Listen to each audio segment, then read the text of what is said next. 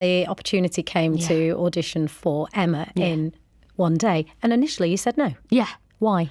I was just like really tired. No, I was tired. This is going to come out like that was a very overwhelming experience for me. No one ever really prepares you for that moment, especially when people really take to a show and take to your character. And I was feeling a bit emotionally, my cup overfloweth, if you will. And I remember I was like sitting on the couch in my living room, just feeling like wiped, and I saw the notification come up on my phone, and all I saw was like self-tape, Emma, One Day, and immediately I was like, no, I'm not doing that. I'm not doing that. Because you loved the book. I loved the book. I loved the character, and I just honestly just didn't see myself playing the role. Why did you think it wasn't for you, though? A lot of reasons. I honestly just didn't see myself playing a romantic lead.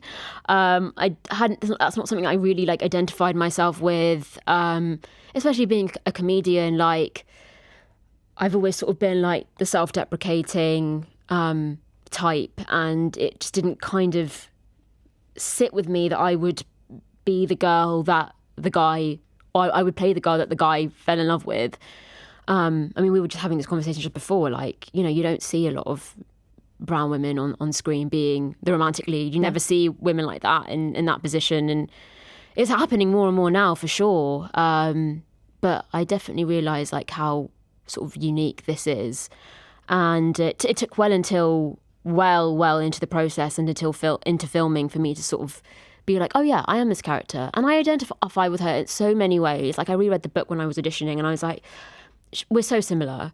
There's no way, there's no reason it couldn't be me. So but it definitely took a while, and it wasn't until I watched it that I was like, oh yeah, this sort of makes sense. Yeah. When I watched it, I had a huge moment of taking it in, because I thought, this is the first time I'm seeing a South Asian woman playing the romantic lead. And maybe if I'd seen this as a child, I might have believed that, my space in society is different, or that the guy could even fancy you. Yeah, absolutely. I think there's so much. I think the value of seeing yourself on screen is not one to be underestimated. I think it informs so much about how we look at ourselves, how we think about ourselves, what we think we deserve, especially for young women of colour. And yeah, I think seeing someone like Emma, and this isn't a story that just revolves around her relationship with Dexter. It's about her and her ambitions and her working really hard and following her dreams and failing, and because he's from things out. And he's from an incredibly privileged background. Totally. The opposition is he's from an incredibly privileged background. He has everything given to him on a silver platter, and he sort of wastes that opportunity, whereas Emma has all the capabilities in the world but just doesn't have the access to do much with that at the beginning anyway. And we see her working terrible jobs. And could you relate to any of that? Oh, absolutely. Yeah, for sure. When I graduated from uni, I was working full-time jobs and then gigging in the evenings and writing on the weekends and doing Fringe every year. And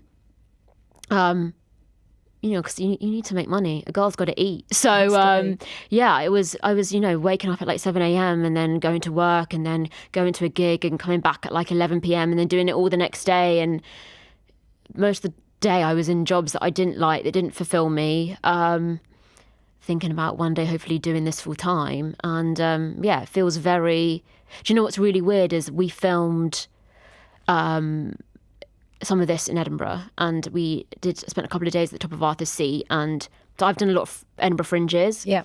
And every year when I do Fringe, whoever's up there, my friends, we always climb Arthur's Seat on the very last day. So Edinburgh and Arthur's Seat especially has a very special place in my heart. And the last time I was there was 2019. I wasn't feeling good about life. I was feeling really lost.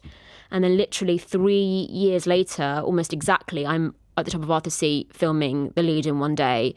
And it was just this incredible full circle moment. And I just think if you believe in magic, it will happen. And so that felt these coincidences. Yeah, absolutely. These synchronicities. If you look for them, they're there. But I really love the phrase, luck favours the brave. It does, yeah.